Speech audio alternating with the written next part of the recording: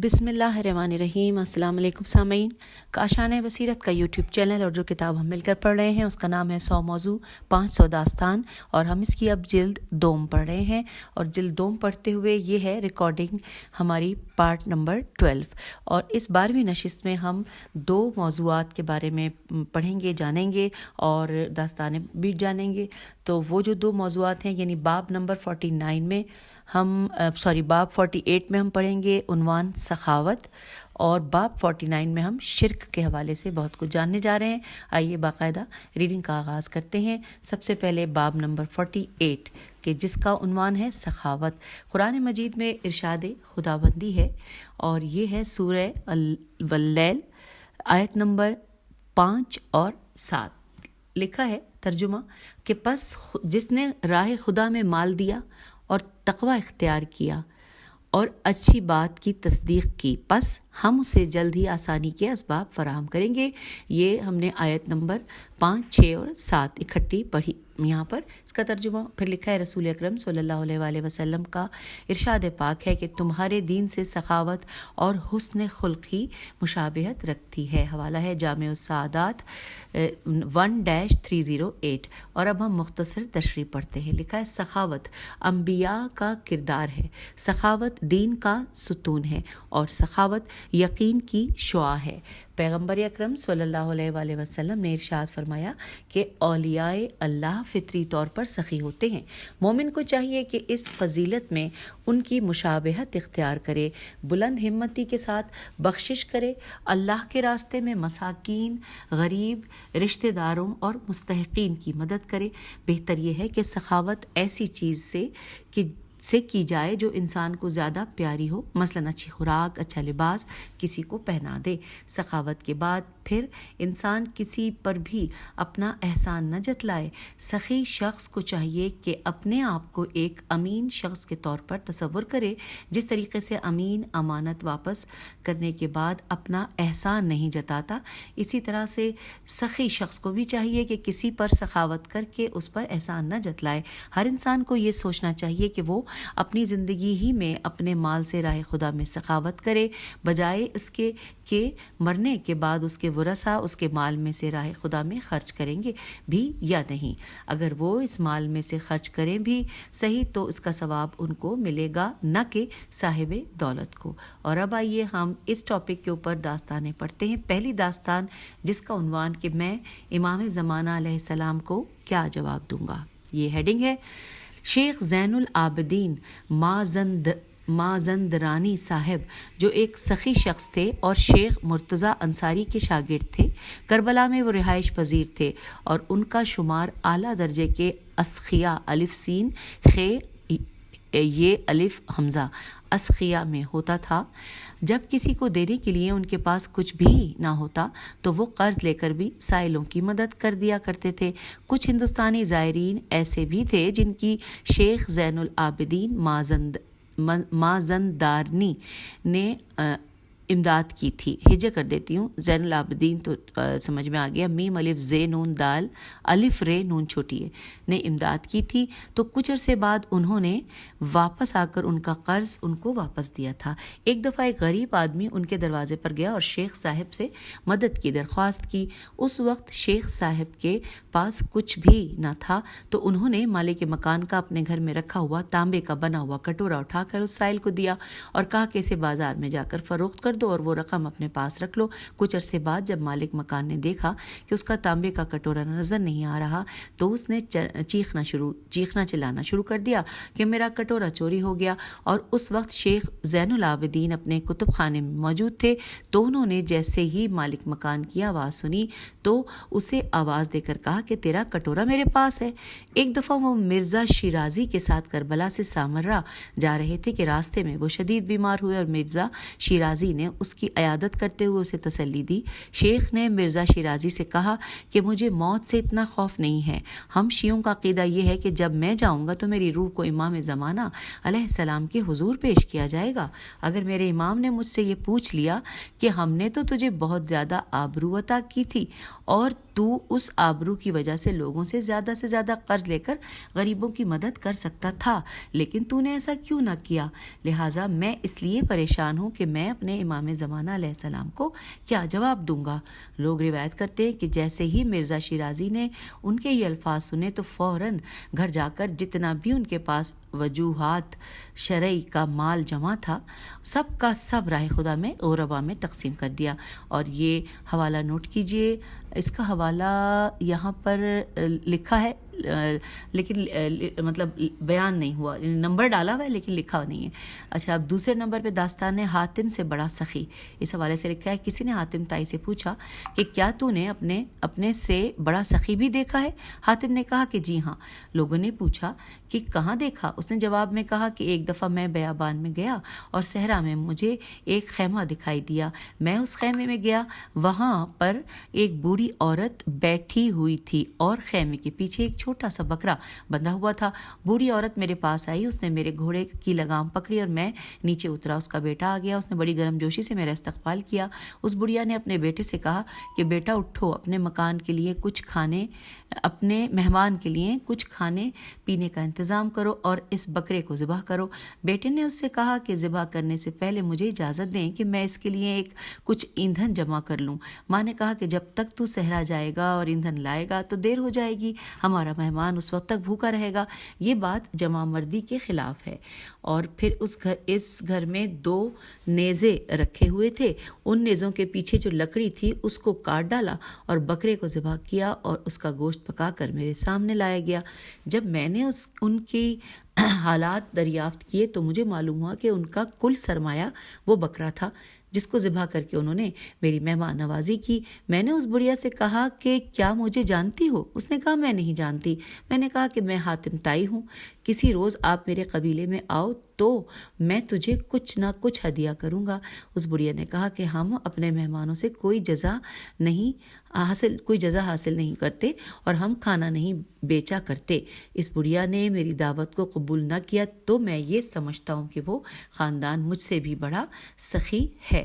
اب یہاں پر حوالہ ہے جوامع الحکایات، صفحہ نمبر 214۔ تیسرے نمبر پہ داستان موجود ہے یہاں پر، جس کا عنوان ہے پروردگار سخاوت کو پسند کرتا ہے۔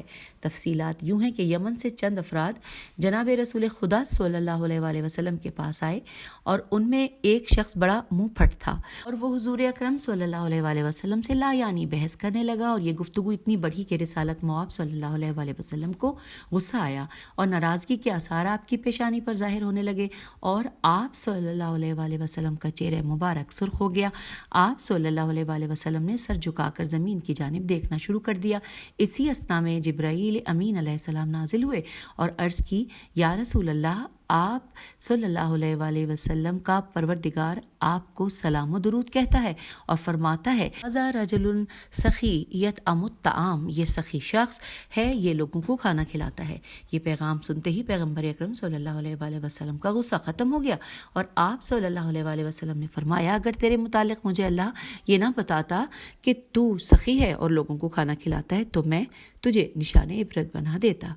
یہ سن کر اس نے کہا کہ کیا تمہارا پروردگار سخاوت کو پسند کرتا ہے؟ تو آپ صلی اللہ علیہ وآلہ وسلم نے فرمایا جی ہاں۔ تو اس نے بے ساختہ کہا، اشہد ان لا الہ الا اللہ واشہد ان محمد رسول اللہ، میں گواہی دیتا ہوں کہ اللہ کے علاوہ کوئی عبادت کے لائق نہیں اور محمد صلی اللہ علیہ وآلہ وسلم اللہ کے رسول ہیں۔ میرے اور آپ کے پروردگار نے سچ فرمایا ہے، میں نے آج تک کسی کو اپنے مال و دولت سے مایوس ہی نہیں کیا۔ اس کا حوالہ ہے علم الاخلاق اسلامی 157-2 اور جامع السعادات 115-2۔ اور اب آئیے اگلی داستان پڑھتے ہیں چوتھے نمبر پہ، کہ جس کا عنوان ہے 300 اشرفی۔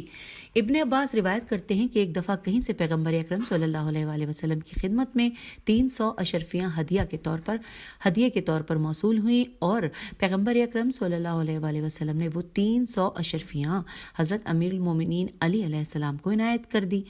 یہ جب حضرت علی علیہ السلام کو وہ اشرفیاں ملیں تو حضرت علی علیہ السلام نے کہا کہ خدا کی قسم میں انہیں راہ خدا میں خرچ کر دوں گا اور اللہ سے قبول فرمائے گا۔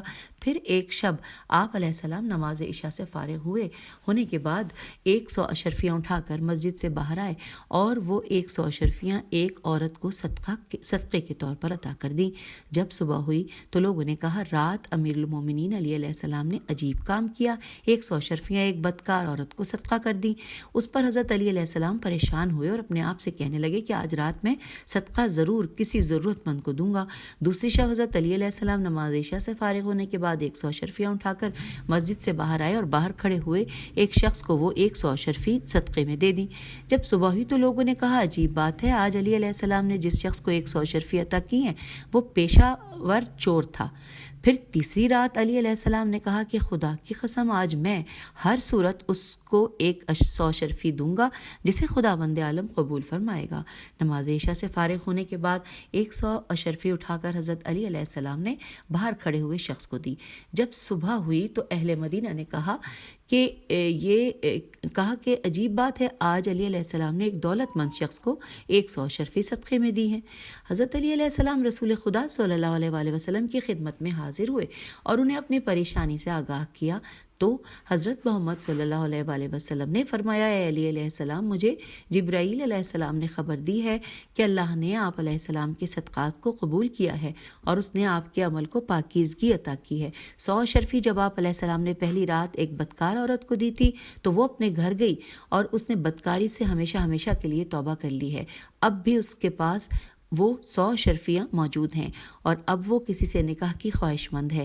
دوسری رات جو آپ علیہ السلام نے 100 اشرفیاں ایک شخص کو دی تھی وہ واقعی ایک چور تھا، لیکن اب اس نے توبہ کر لی اور اس نے اس 100 اشرفی سے کاروبار کرنے کا سوچا ہے۔ اور تیسری رات جو آپ نے 100 اشرفی صدقے میں دی ہے وہ واقعی ایک دولت مند شخص تھا، لیکن گھر جا کر اس نے سوچا کہ میں دولت مند ہوں، نہ تو میں نے کبھی اپنے مال سے زکوٰۃ ادا کی اور نہ ہی دوسرے واجبات شرعی ادا کیے، جبکہ علی علیہ السلام مجھ سے غریب ہے، پھر بھی اس نے مجھے 100 اشرفی بطور صدقہ عطا کی ہیں۔ یہ سوچ کر اس نے کئی سالوں کا حساب کر کے زکوٰۃ کا حساب بنایا اور اسے راہ خدا میں خرچ کر رہا ہے۔ اللہ تعالیٰ نے تمہارے اس عمل کو قبول فرمایا اور آپ کی شان میں یہ آیت نازل فرمائی۔ آئیے اس آیت کو اس کا ترجمہ پڑھتے ہیں۔ یہ سورہ نور آیت نمبر 37 لکھا ہے ترجمہ کہ ایسے لوگ جنہیں تجارت اور خرید و فروخت ذکر خدا اور قیام نماز اور ادائیگی زکوٰۃ سے غافل نہیں کرتی، وہ اس دن سے خوف کھاتے ہیں جس میں قلب و نظر منقلب ہو جائیں گے۔ اور اب ہم 5ویں اور آخری داستان اس ٹاپک پہ پڑھنے جا رہے ہیں جس کا عنوان ہے قیس بن سعد۔ لکھا ہے قیس بن سعد عبادہ بہت ہی مہمان نواز اور سخی انسان تھے۔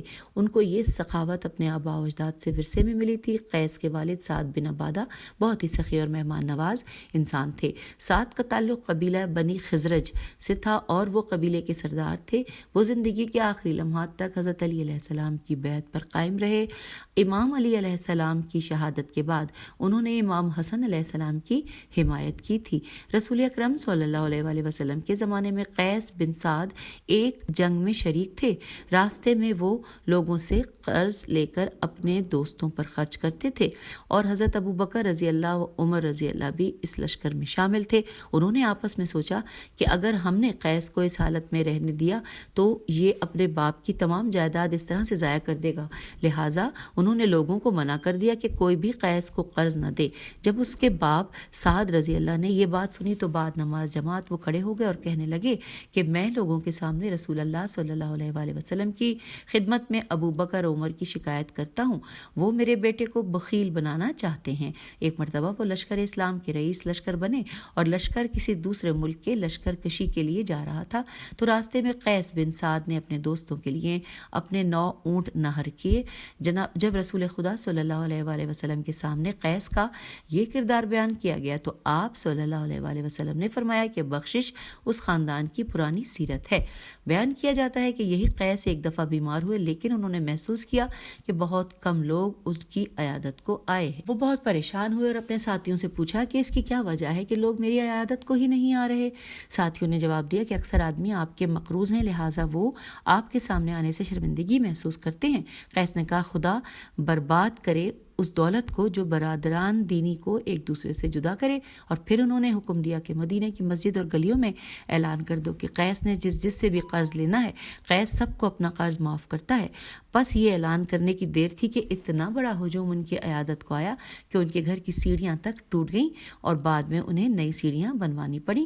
حوالہ ہے پیغمبر و یاران 165-5 اور قاموس الرجال 399-7. اور اب آئیے اگلا باب نمبر 49 پڑھتے ہیں کہ جس کا عنوان ہے شرک. قرآن مجید میں ارشاد باری تعالیٰ ہے، سورہ لقمان آیت نمبر 13، لا تشرک باللہ ان الشرک لظلم عظیم. اللہ کے ساتھ کسی کو شریک نہ ٹھہرانا، یقیناً شرک بہت بڑا ظلم ہے. امام محمد باقر علیہ السلام فرماتے ہیں، وہ گناہ جس کا لوگ ارتکاب کر رہے ہیں یہ شرک اطاعت ہے، اس میں لوگ شیطان کی اطاعت کر رہے ہیں. آئیے ہم دوبارہ سے پڑھتے ہیں. مولا امام باقر علیہ السلام نے ارشاد فرمایا کہ وہ گناہ جس کا لوگ ارتکاب کر رہے ہیں یہ شرک اطاعت ہے. شرک اطاعت یا شرک اطاعت ہے، اس میں لوگ شیطان کی اطاعت کر رہے ہیں. اب پڑھنے ہم جا رہے ہیں مختصر تشریح. لکھا ہے شرک کرنا ایک نفسانی رذالت ہے. رے زال الف لام تے ہے. اس کے مختلف علل و اسباب ہیں. اکثر اوقات جہالت، غربت اور شک اور ان جیسے اور مسائل انسان کو شرک میں مبتلا کرتے ہیں، اور ایسا شخص ایسی چیزوں پر اعتقاد کر لیتا ہے کہ وہ خدائی کی قابلیت رکھتی ہیں. وہ غیر اللہ کو بنیادی طور پر مؤثر سمجھ لیتا ہے، یا پھر غیر اللہ کی عبادت شروع کر دیتا ہے، یا پھر عبادت کے عمل میں کسی غیر اللہ کو شامل کر لیتا ہے. مشرک جن چیزوں سے توسل کرتا ہے وہ یہ سمجھتا ہے کہ میرے لیے یہ بہت فائدہ مند ہے، حالانکہ وہ سخت گناہ کا ارتکاب کر رہا ہوتا ہے. اس شرک کی وجہ سے اس کے تمام اعمال ضائع ہو جاتے ہیں اور وہ منافقت میں مبتلا ہو جاتا ہے، جس کی وجہ سے اپنے ہاتھوں سے دنیا و آخرت برباد کر دیتا ہے اور اپنے آپ کو ہمیشہ کے لیے دوزخ کا ایندھن بنا دیتا ہے. اب آئیے ہم داستانیں پڑھتے ہیں اس موضوع پر. شرک کے حوالے سے سب سے پہلی داستان جس کا عنوان علی ابن حسکا کی ہجے ہے جیم چہے والا ہے سین کاف ہے. لکھا ہے سہل ابن زیاد آدمی، دوبارہ پڑھتے ہیں. یہ لکھا ہے سہل ابن زیاد آدمی روایت کرتے ہیں کہ میرے کچھ دوستوں نے امام حسن عسکری علیہ السلام کی خدمت میں ایک خط بھیجا اور اس میں انہوں نے تحریر فرمایا کہ علی ابن حسکا یہ دعویٰ کرتا ہے کہ وہ آپ کے دوستوں میں سے ہے اور آپ علیہ السلام کا مرید خاص ہے، اور وہ یہ عقیدہ رکھتا ہے کہ آپ حضرات خدا ہیں اور وہ آپ کا دروازہ ہے جسے آپ نے پیغمبر بنایا ہے. اور اس کے ساتھ اس کا عقیدہ یہ ہے کہ نماز، روزہ، حج، زکوٰۃ وغیرہ یہ سب آپ کی معرفت کے ذرائع ہیں.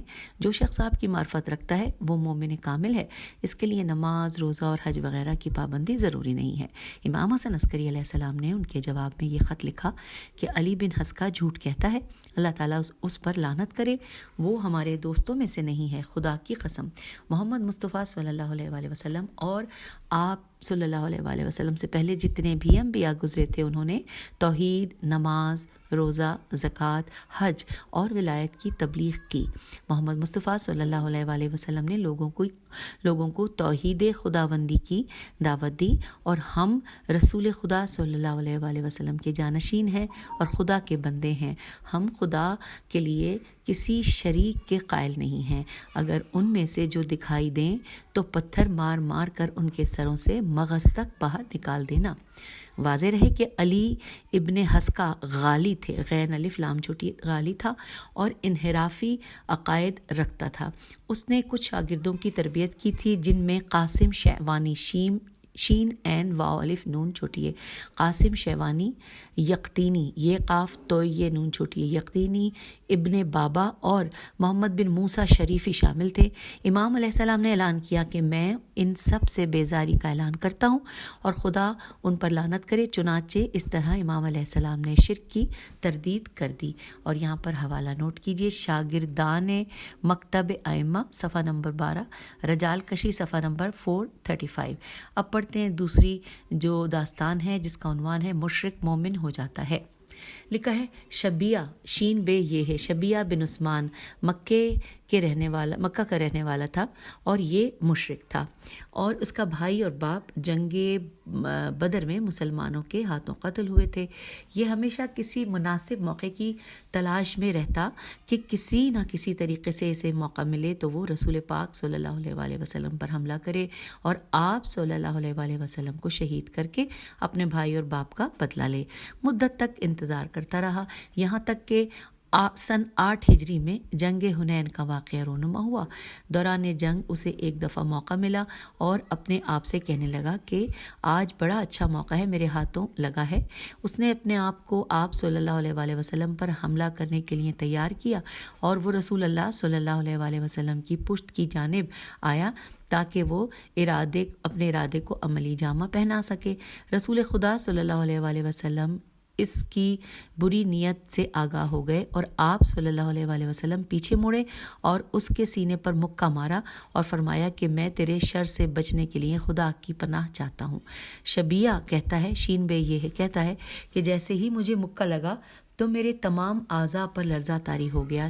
اچانک میں نے پیغمبر اکرم صلی اللہ علیہ وآلہ وسلم کے چہرے پر نگاہ کی تو مجھے یوں محسوس ہوا کہ پوری کائنات میں مجھے کوئی شخص سب سے زیادہ محبوب ہے تو آپ صلی اللہ علیہ وآلہ وسلم ہی ہیں، حتیٰ کہ مجھے یہ محسوس ہونے لگا کہ آپ مجھے میری آنکھوں اور کانوں سے بھی زیادہ محبوب ہیں۔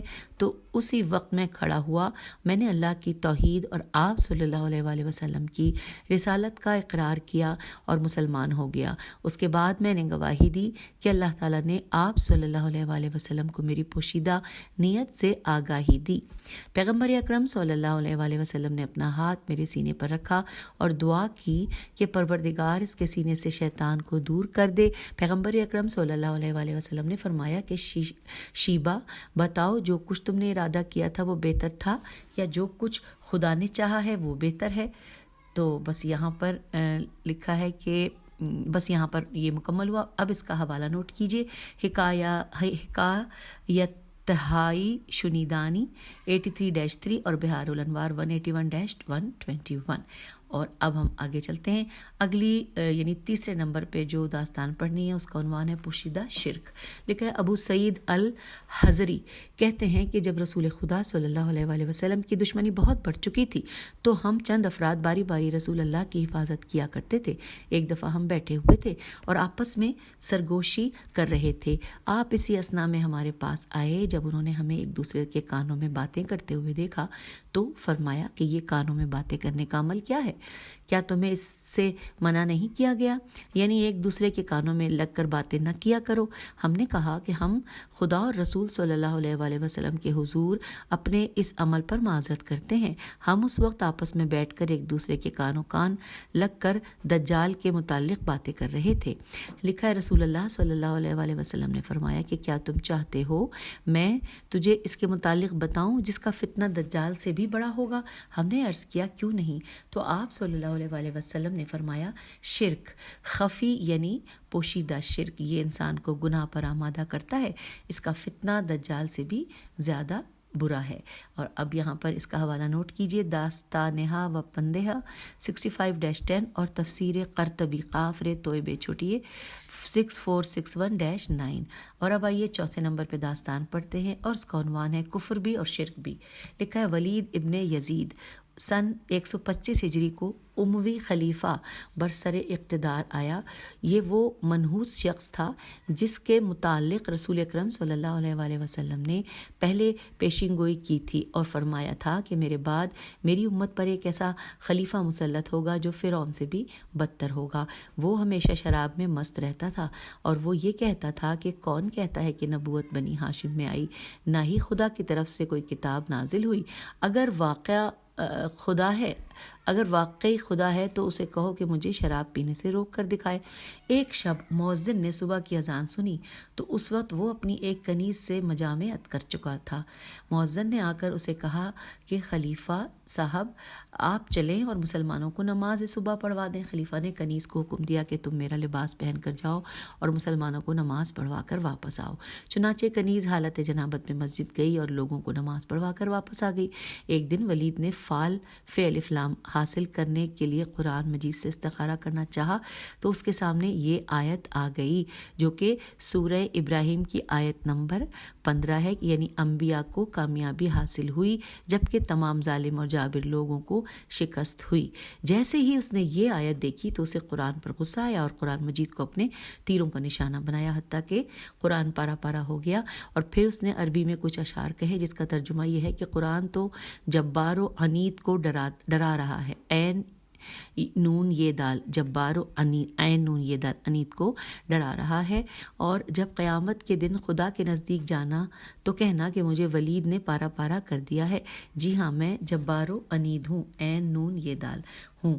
پھر لکھا ہے کہ اس ظلم اور کفر کا نتیجہ یہ نکلا کہ وہ 1 سال تک بھی حکومت نہ کر سکا، بدترین طریقے سے اسے قتل کر دیا گیا تھا اور اس کے محل کے دروازے پر اس کی لاش کو لٹکا دیا گیا اور اس کے ناپاک جسم کو شہر کے باہر دفن کیا گیا۔ اور اب حوالہ نوٹ کیجئے، اس کی ہجے کر دیتی ہوں، تے میم ہے اور المنتہی، تم المنتہی، صفحہ نمبر 90۔ اور اب آگے چلتے ہیں، 5ویں اور آخری داستان اس موضوع پہ پڑھتے ہیں جس کا عنوان ہے مشرکین سے مناظرہ۔ لکھا ہے حضرت ابراہیم خلیل اللہ نے پوری زندگی توحید کا پرچم اٹھایا، آپ نے بت پرستوں سے مناظرے کیے۔ آپ علیہ السلام کے دور میں ایسے لوگ بھی تھے جو مظاہر فطرت، میم زوئے الف ہیرے، مظاہر فطرت یعنی چاند، ستاروں اور سورج کی عبادت کیا کرتے تھے۔ حضر نے حضر نے باب الحران ہیرے الف نون، باب الحران میں رہنے والے ایسے لوگوں سے بحث و مناظرے کیے۔ یہ وہ لوگ تھے جنہوں نے ستارگان، سین تے الف رے گاف الف نون، ستارگان کے ناموں سے اپنے اپنے عبادت خانے بنوائے ہوئے تھے۔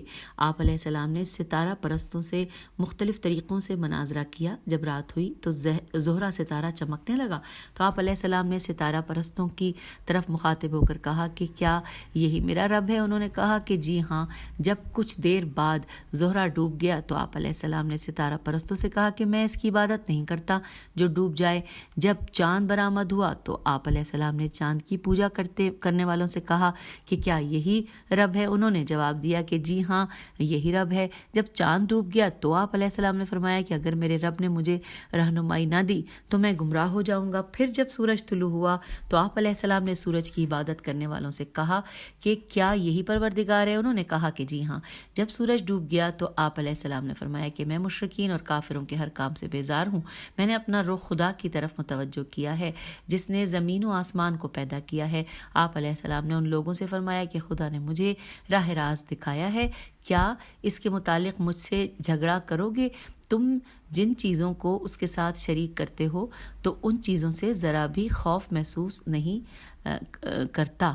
اچھا، یہاں پر بس یہ مکمل ہوا۔ حوالہ ہے تاریخ انبیائی 1-134۔ تو سامعین یوں ہم نے جو باب نمبر 49 بھی مکمل کر لیا اور اب اس نشست سے آپ سے اجازت چاہتے ہیں۔ انشاءاللہ اگلی نشست میں آگے چلیں گے۔ خدا حافظ، فی امان اللہ۔